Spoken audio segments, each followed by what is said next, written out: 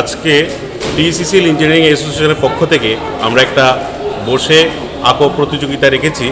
এখানে দুটো গ্রুপে হচ্ছে, ক্লাস 3 থেকে ক্লাস 5 একটা গ্রুপ হচ্ছে, আর ক্লাস 6 থেকে ক্লাস 8 পর্যন্ত আরেকটা গ্রুপে হচ্ছে।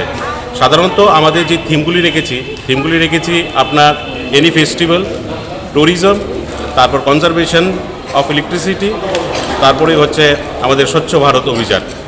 আমরা অ্যাকচুয়ালি বিদ্যুৎ দপ্তরে চাকরি করি। বিদ্যুৎ দপ্তরে যেটা আমাদের মূল উদ্দেশ্য হচ্ছে বিদ্যুৎ সাশ্রয় করা। এটা জনসচেতনতা আমাদের তৈরি করতে হলে আমরা যদি বাচ্চাদের মধ্যে বসে আঁকো প্রতিযোগিতা করি, তাতে কি হয় যে বাচ্চারা জিনিসগুলো বুঝতে পারবে, শিখতে পারবে বিদ্যুৎ সাশ্রয় কীভাবে করবে। বিদ্যুৎ সাশ্রয় করলে আমাদের মূলত শুধু আমরা নিজের যে বিদ্যুৎ বিলটা কম করছি সেটা নয়, বিদ্যুৎ বিলের সঙ্গে সঙ্গে আমরা সেখানে বিদ্যুৎ কনজামশনটা কম করছি। বিদ্যুৎ কনজামশন কম করার মূলত কারণে আমাদের কার্বন ইমিশন